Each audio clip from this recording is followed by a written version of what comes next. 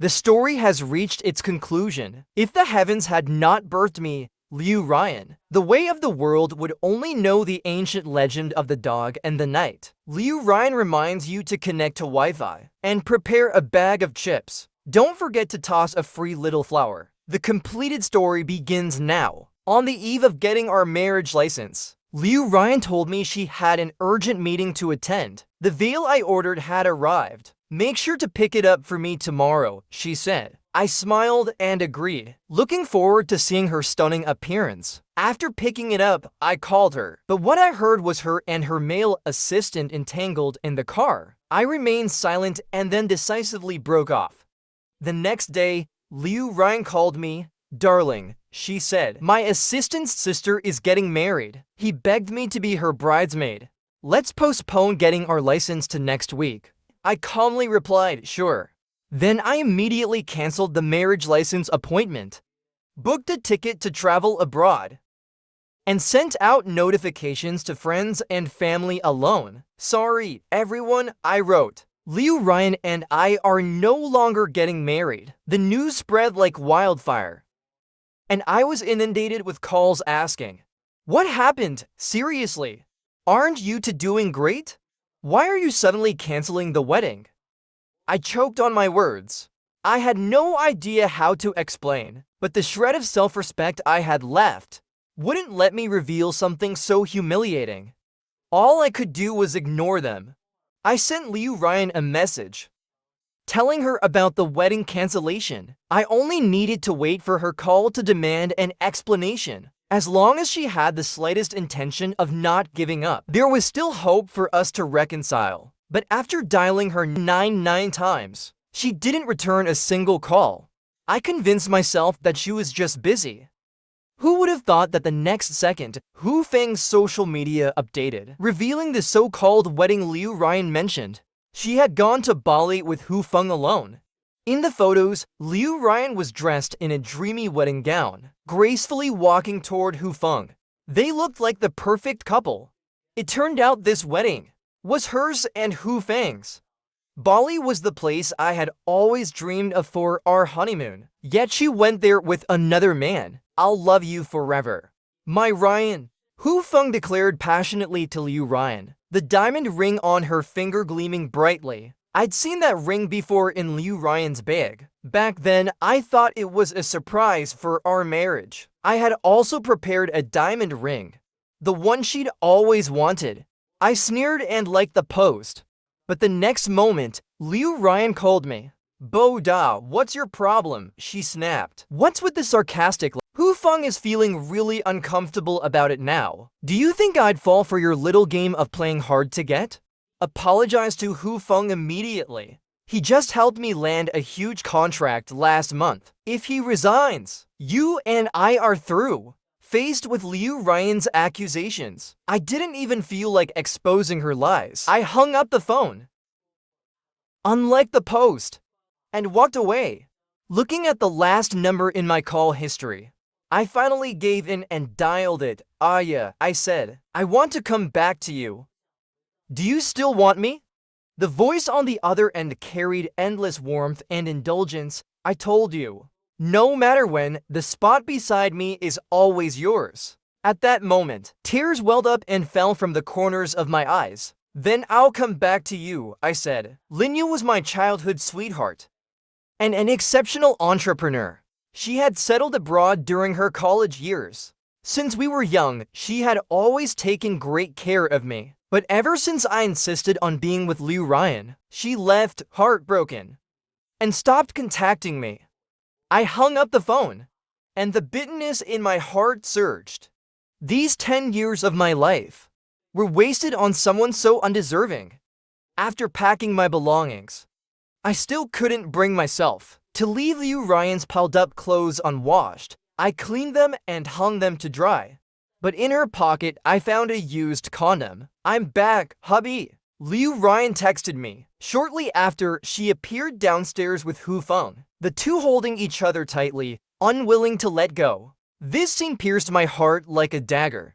Not long ago, Liu Ryan and I shared such affection. In college, she would hold my hand, reluctant to part. kissing me, hugging me, begging me to stay just a little longer. I thought that such intense love would lead to the happiest ending. So I refused Linya's plan for us to move overseas. I stayed behind in the country to support our venture together. But in the end, it all led to this kind of outcome. From behind, I heard the sound of a door opening. Then came Liu Ryan's voice, sharp with reproach. What's going on? Why is the house so dirty? The moment Liu Ryan walked in, she wrinkled her nose and scanned the room with distaste. The living room, freshly moved into, was cloaked in dust, particles dancing in the air. She couldn't stop coughing. Earlier, I had hesitated to hire a cleaner, fearing they wouldn't do a thorough job. I worried it might bother her. So all the cleaning in the house was done by me, personally. Looking back now,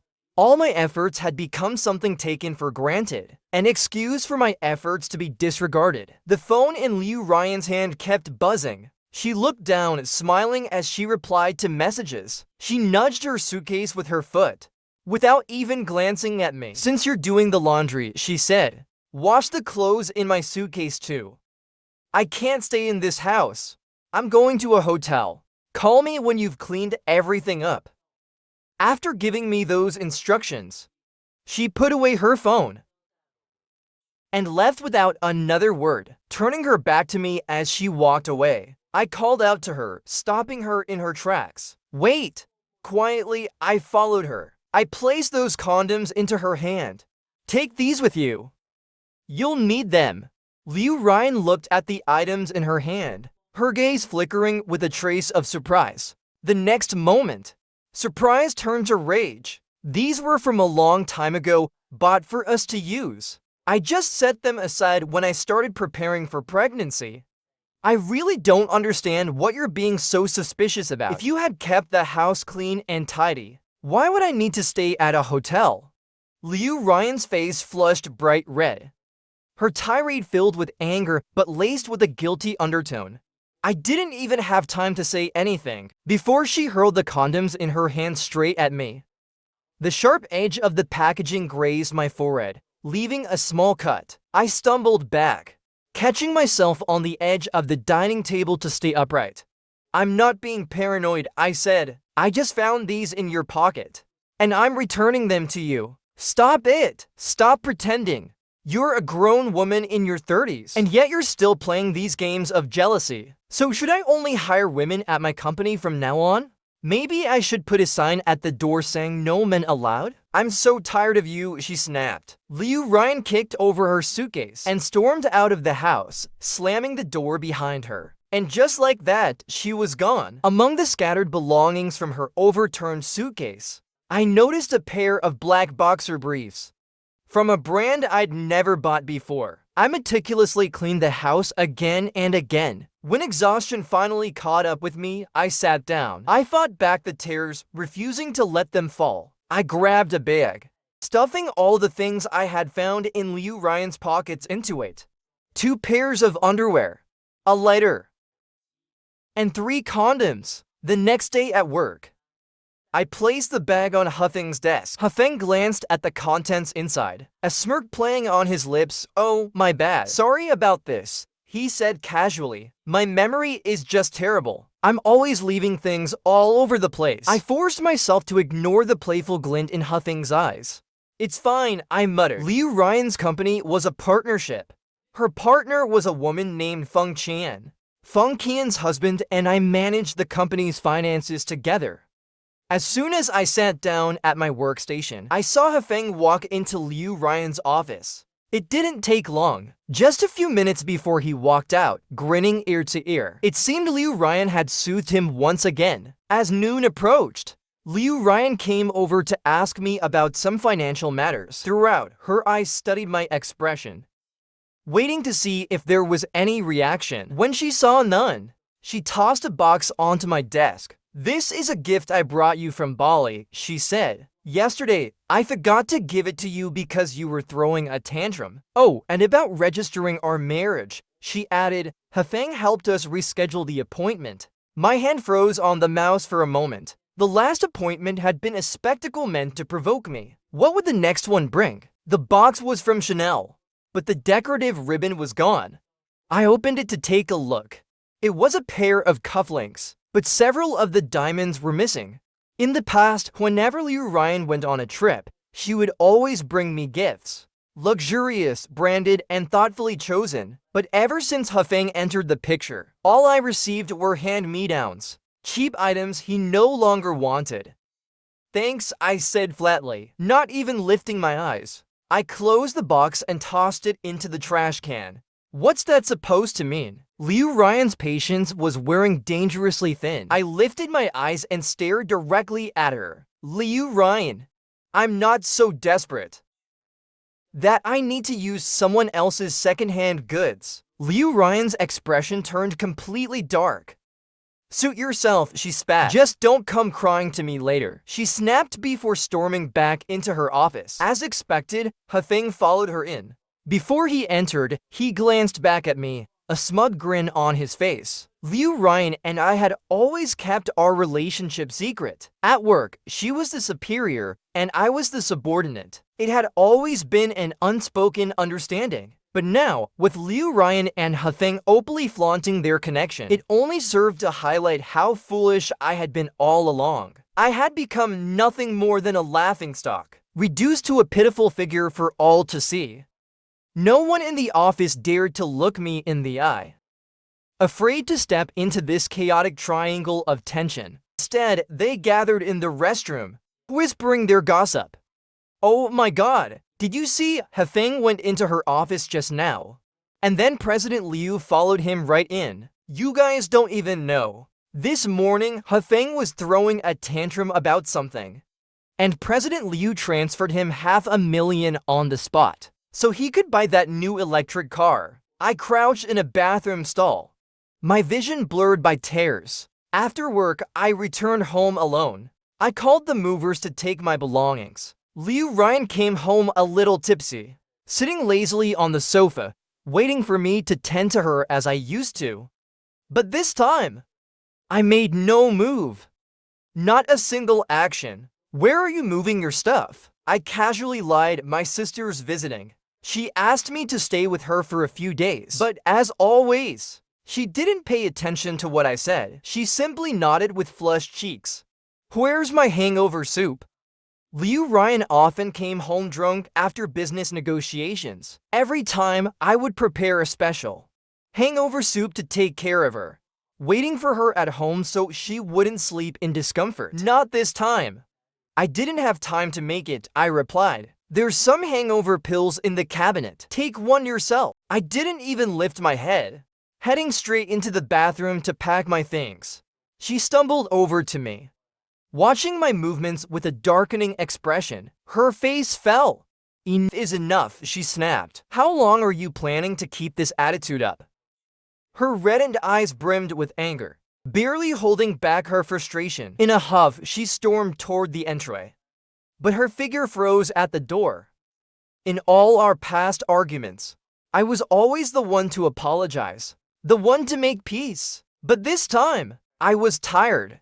The sound of the door closing reached my ears. It felt as though a heavy weight lifted off my chest, leaving a faint trace of relief. In the sleepless hours of the night, Linya sent me a plane ticket for her return. "Boater," she wrote, "my flight is the day after tomorrow. I'll arrive in the evening." The next moment, a video message from Hafeng popped up on my phone. In the video, Liu Ryan was completely drunk, slumped against Hafeng's bare chest as he held her. "Boda," he wrote, "don't misunderstand. I'm sending you this video just to prove that Liu Ryan and I aren't the kind of relationship you think we are. How about you come and take her home?" Misunderstanding? They were just one step away from doing it right in front of me to prove their point. I felt both helpless and amused by the absurdity of it all. But I chose to stay silent. The next morning, I was woken up by the noise outside my door. The commotion of voices outside made me frown instinctively. I recognized Hafeng's sharp and high-pitched tone. "Boss," he called out. "Could it be that Boat is still asleep? Do you think we're disturbing him?" I heard the sound of shoes being carelessly kicked off, and it was Liu Ryan who bent down to pick them up, neatly placing them into the shoe cabinet. She had always been a clean freak, Yet now she didn't mind touching another man's shoes. When I was sick in the past, she wouldn't even help me change my clothes. Boda, Huffing's voice called out again. You're awake. The sun's already high in the sky. We've been out buying groceries all morning, he said with a grin. Liu Ryan turned her head awkwardly. Today is Huffing's birthday, she murmured. He insisted on eating your sweet and sour ribs. Behind my back, my hands balled into tight fists. I told myself to endure for just one more day. Without a word, I turned and went into the kitchen to wash the ribs. I didn't even like this dish, but Liu Ryan did. That's why it became my specialty. Through the glass door, I saw the two of them sitting on the sofa, shoulder to shoulder, playing a game console together. They laughed hysterically, completely immersed in their world. I once asked Liu Ryan to play with me, but she always refused. She once told me that women dislike playing video games, but now here she was, playing enthusiastically with Huffeng. I couldn't tell if it was my imagination, but Liu Ryan seemed to glance at me from time to time, as if she was expecting some sort of reaction from me. Suddenly, there was a loud bang. Huffeng must have done something exciting in the game. He pulled Liu Ryan into his arms and kissed her a few times with exaggerated enthusiasm. Then he turned back, shooting me a provocative look. Boda! I got a little carried away playing the game, he said, smirking. Sorry about that. You don't mind, right? I don't mind, I replied, shaking my head. I brought the last dish to the table, removed my apron, and said, take your time eating. I need to go out for a bit. Liu Ryan looked up and asked,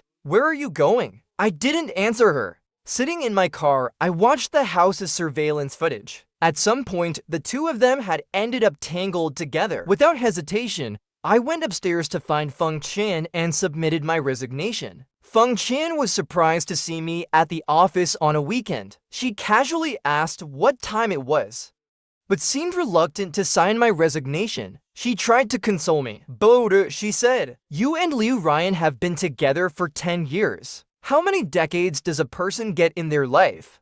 She's just chasing something new and exciting right now. Give it some time and she absolutely come back to you. I didn't argue, but my expression remained cold as I pushed the resignation papers closer to her. Miss Feng, I said, just sign it. You really don't know what's good for you, she snapped. All these years with Liu Ryan, and now you want to leave? Where else are you going? To find such a wealthy benefactor? Right in front of me. Feng Qian made several calls to Liu Ryan. Each one was hung up without hesitation. Liu Ryan, at this moment, was too busy indulging her wild instincts. She wouldn't pick up even if the heavens themselves called. Sister, Feng Qian sighed. I tried my best to help you. I watched as she finally signed the resignation papers. After tidying up my things, I left the office. When I got home, a foul smell hit me the moment I walked through the door. It was the weekend, but the house smelled like chaos. Liu Ryan's face was still tinged with a blush, her expression carrying a trace of guilt and awkwardness. I went out to buy some medicine, she said, raising the bag in her hand as an explanation. I walked straight past her. As I passed by Huffeng, I said coldly, remember to clean up. Your Liu Ryan is a clean freak, after all. Without waiting for their reactions, I closed the door to my room. As expected, a round of shouting erupted outside, followed by the sound of someone trying to barge in. But I had already locked the door from the inside. Boda, Liu Ryan's voice growled. You've really grown a backbone, haven't you? Making me lose face like this in front of others. After a series of furious bangs on the door, there was only silence. I waited until I was certain she was gone before stepping out of my room. That night and all the way into the next morning, Liu Ryan didn't return home. I sent my belongings to the address Linya had provided me. She told me someone there would handle shipping them abroad. She herself would be waiting for me at the airport. My phone buzzed, and I saw a message from the Civil Affairs Bureau. It was an appointment confirmation for marriage registration, a new one, arranged by Huffeng. I couldn't help but laugh. Liu Ryan, I muttered to myself. I've canceled the marriage registration. We're done, let's break up. After sending the message, I blocked her on every platform and deleted all her contacts. At the airport, Linya stood at the exit waiting for me, holding a beautifully wrapped box in her hands. When she saw me, she handed it over. "I brought your favorite chocolates," she said. She was as warm and gentle as ever. Her face lit up with an endless smile.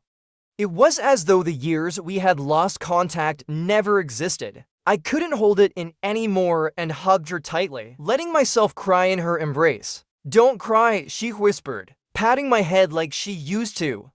"It's okay, don't cry." I didn't know how long I cried, but eventually I lifted my head from her shoulder. She tapped the tip of my nose and teased, "What's this? You've grown up and still cry like a kid. Come on," she added. "Take me around town. Our flight is the day after tomorrow." She pulled me toward a private car waiting outside. Puzzled, I asked, "Why aren't we leaving tomorrow?" "I have a meeting tomorrow," she explained. "I'll take you along and show you a bit of the world." Linya seemed to notice my mood wasn't great, so we didn't visit too many places. Instead, she bought me a few bags and some new outfits, teasing me about how my size had changed. None of my old measurements fit anymore. I laughed, telling her to stop spouting nonsense. In our playful banter, I found my spirits lifted. Back at the hotel, I was surprised to see several missed calls and messages on my phone. They were all from Fung Qian's husband. At the company, he was the person I talked to the most. Before I could respond or explain what happened between Liu Ryan and me, he sent me a voice message. "Boda, something's happened to Liu Ryan. The police have come to the company." Following that were several video clips. The first video showed Hafeng sitting on Liu Ryan's lap, flirting with her. An HR staff member opened the door and handed Liu Ryan a stack of documents. The moment Liu Ryan saw the papers, she immediately stood up, sending Hafeng tumbling to the floor. Who gave permission for his resignation to be approved? Liu Ryan, who was known for her mild demeanor in the office, was so furious that the HR staff stammered in fear. "It was Director Lin," they managed to say. Hafeng, seeing Liu Ryan's explosive anger, casually waved for the HR person to leave, acting as if he owned the place. But before he could finish, Liu Ryan shoved him hard, sending him crashing into the large glass fish tank nearby. In an instant, the fish tank shattered into pieces. Water spilled across the floor, and Huffing's screams pierced through the video, chilling to the bone. In Liu Ryan's office, the fish tank housed piranhas. Yes, the carnivorous fish. Hafeng clutched his face, a piece of flesh missing where he'd been bitten, screaming for help.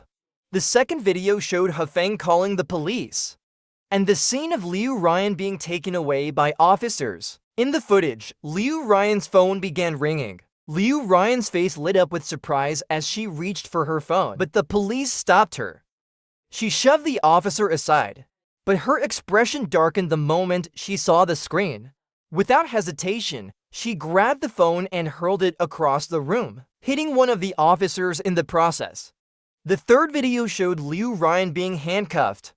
She was forcibly restrained and escorted out of the office. After watching all the videos, I sat there in a daze, completely caught off guard by how things had unfolded. But none of this had anything to do with me anymore. After all, I was leaving tomorrow. I replied to Fung Qian's husband, telling him that Liu Ryan and I had already broken up.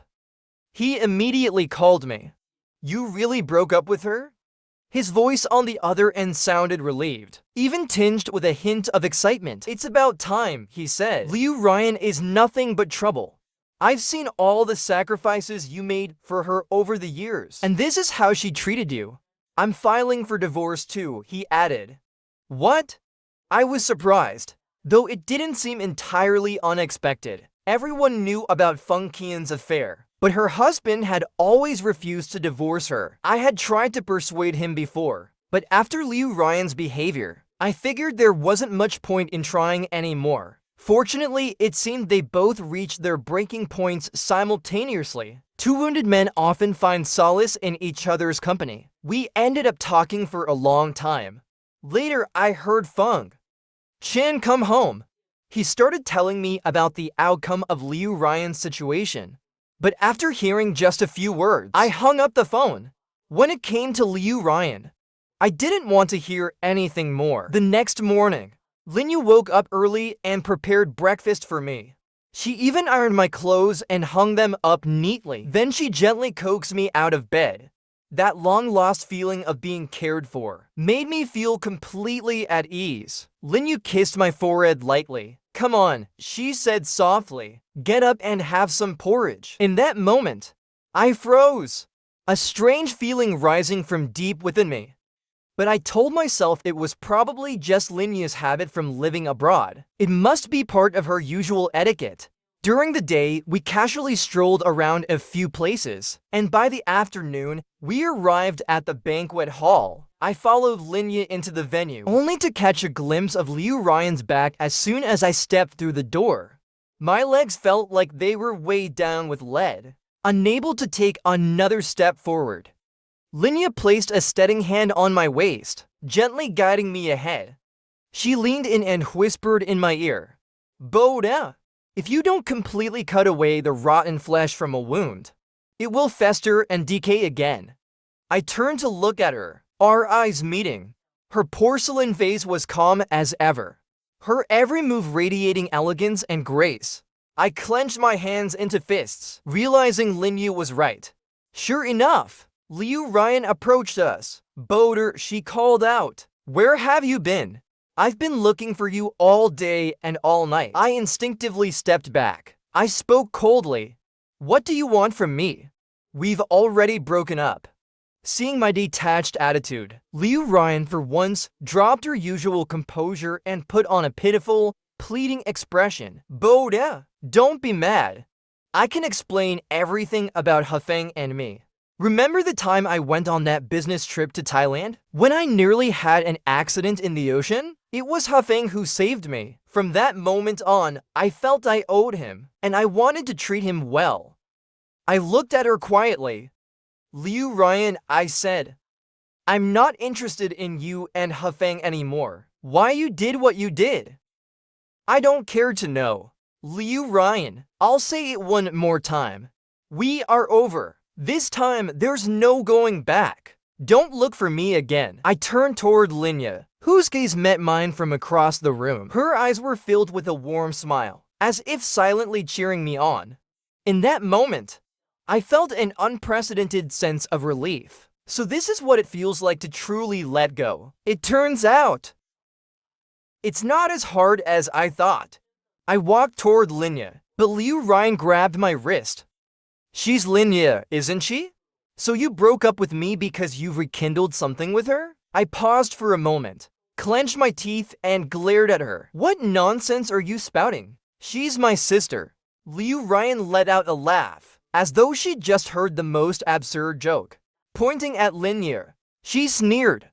"Why don't you ask her if she sees you as just a brother?" "Liu Ryan," I said sharply, "do you think spouting lies will make me believe you I used to? Let go." I remember that I started dating Liu Ryan during my sophomore year in college. She blocked the basketball that was flying straight at me on the court. To thank her, I invited her out for a meal. Over time, things between us grew ambiguous. Back then, Linyu often visited me at school.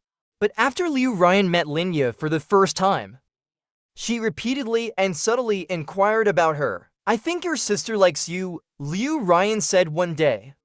Her words left me so shaken that I couldn't eat or sleep for days. I began to subconsciously distance myself from Linya. At the same time, Liu Ryan formally confessed her feelings to me. I agreed to date her, and Linya naturally retreated from my life.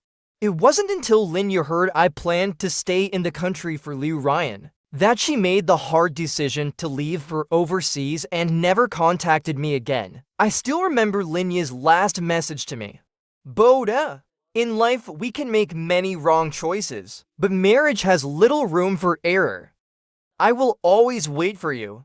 Looking back now, giving up Linya for Liu Ryan feels like throwing away a watermelon to pick up a sesame seed. I tried to shake off Liu Ryan's grip, but she held on tightly, as if trying to crush the bones in my hand. Liu Ryan, I said. Even if I had something going on with Linya, it's none of your business. In that moment, Liu Ryan snapped completely. She grabbed my hand and started pulling me toward the exit, dragging me toward the speeding cars on the driveway outside. I sat in the passenger seat, completely frozen. Liu Ryan, you're speeding. Liu Ryan, where are you taking me? The cityscape outside blurred past the windows, making it impossible for me to tell where I was. In a panic, I put my phone on silent mode, but I didn't dare send a message for help under Liu Ryan's watchful eyes. Bo-da, she said. Let's go back and find the feeling we once had.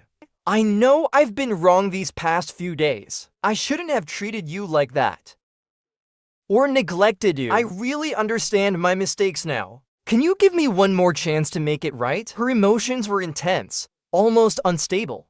I didn't dare provoke her further. I knew Linya would come to save me. All I had to do was buy time. After all, my life was more important. Steadying my frantic heart, I spoke, my voice trembling. Could you take me to school? As I expected, Liu Ryan drove us back to the school. She grabbed my hand and pulled me along, walking quickly, as though someone was chasing us. It was the basketball court, the place where we first met. The first time I saw you, you were wearing a pure white shirt, looking so gentle and refined. You were exactly my type. I fell in love with you at first sight. When I saw the basketball nearly hit you, I didn't think twice before running toward you. Bo-da, have you forgotten? We've been together for 10 years. Do we really have to break up over something so trivial? Under the night sky, Liu Ryan looked at me, confused and bewildered.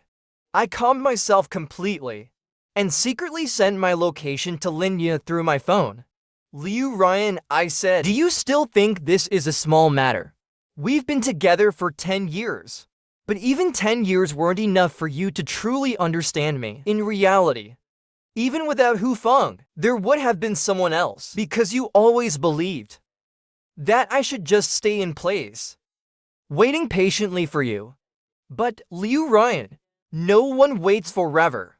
For a moment, surprise flashed across Liu Ryan's eyes. But then she grasped my hand tightly, her demeanor soft and earnest, like the Liu Ryan from the beginning. Bo-da, she said, I can truly change. How will you change? I asked. The ring meant for me is on someone else's hand. Why? You went there with someone else. When I had a car accident and fell off a cliff, I was hospitalized for 7 days. You didn't even call once. All of that. Isn't it enough for someone to give up? Liu Ryan seemed to calm down, lowering her head. I'm sorry, she murmured. If you feel sorry, I said, then you should disappear forever. Behind me, Linya's voice rang out. Tears immediately welled up in my eyes. Sis! Linya pulled me behind her in a protective gesture, and without hesitation, delivered a harsh slap to Liu Ryan's face. The sudden, unexpected blow caught Liu Ryan completely off guard, knocking her to the ground. She quickly got back up, blood dripping from the corner of her mouth. Her eyes burned with rage. Linya, she growled. How dare you hit me? Immediately after, Liu Ryan raised her hand, ready to slap back. Linya easily dodged, grabbing Liu Ryan's next punch midair. With a cold tone I'd never heard before, Linya warned her sternly. If I'm not mistaken, your company is negotiating a deal with HAJ. If you want to see all your efforts over the past few years go down the drain, go ahead, hit me. What do you mean? Liu Ryan demanded. Because I'm the one overseeing this collaboration for HAJ. Liu Ryan froze in place, unable to make another move. Your angel, she stammered. Linya didn't answer. Instead, she took my hand and led me away into the night. The next day, Linya and I boarded a plane to England, crossing the ocean. I deliberately left behind the chaos of those 10 wasted years. Linya cared for me in every way possible, down to the smallest details. I joined her company, taking on a role in finance. The people there treated me well, Though curious coworkers often asked about my relationship with Linya. She's my sister, I would reply. Linya would order meals for me at work, hold my hand as we attended events, and shower me with care and affection. I openly enjoyed this love and attention, which in many ways healed the wounds Liu Ryan had inflicted. Her kindness made the pain of the past feel distant, until one night when a drunk Linya hugged me tightly. Her gaze hazy and her voice soft. Bo da! I don't want to just be your sister, Linya said. In that moment, shock and fear overwhelmed me. I panicked, unsure of what to do. All I could manage was to calm myself, cook her some sobering soup, and help her change into fresh clothes before letting her rest. The next morning, Linya acted as if nothing had happened, interacting with me just like she always did. She didn't mention the events of the night before, but I was completely unsettled. A strange feeling began to grow within me.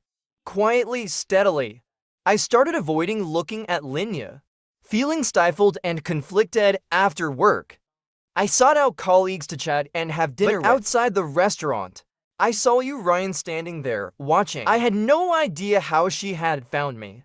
As soon as she entered the restaurant, she walked straight toward me and sat down beside me, as if no one else existed. My colleagues, visibly uncomfortable, made an excuse to leave. I pushed Liu Ryan away in disgust. Liu Ryan, are you crazy? She grabbed my hand, looking deeply into my eyes. Bo da, she said. You've had 2 months to calm down. Isn't it time to come back to me? I let out a cold laugh.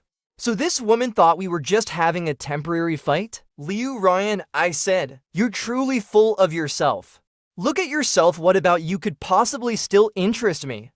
I held back the urge to swing my hand at her. Just then, Hu Feng appeared.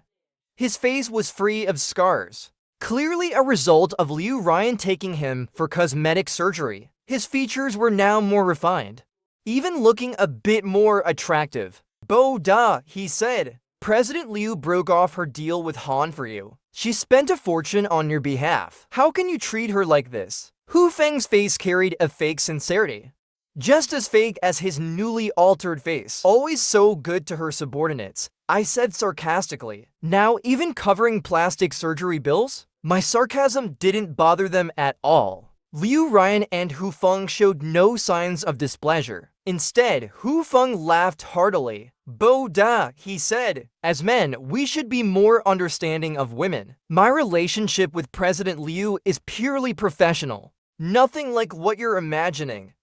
I'm a married man after all. He proceeded to show me photos on his phone, his wedding pictures and family photos, trying to prove he wasn't a homewrecker. Enjoying your role as the third wheel, aren't you? I said blankly, watching his performance with a deadpan expression. Then I stood up and flipped all the dishes on the table onto Hu Feng's head. The next moment, Hu Feng's shriek pierced the air. Oops, sorry, I said, feigning innocence as I covered my mouth. I looked at him and Liu Ryan. President Liu, I hope he's alright? Hu Feng glared at me furiously. I thought Liu Ryan would step in, but to my surprise, she just sat there, watching the scene unfold indifferently. Seeing that Liu Ryan wasn't going to help him, Hu Feng's frustration grew. Hu Feng stood up, grabbing a plate from the table, ready to throw it at me. But I quickly caught his hand, dragging him all the way to the restroom. I turned on the faucet and doused him with water. Mr. Hu, I said, so sorry about this. Let me help you clean up. Bo da, he shouted, I'll beat you to death. As Hu Feng charged at me, I stuck out my foot, tripping him mid-run.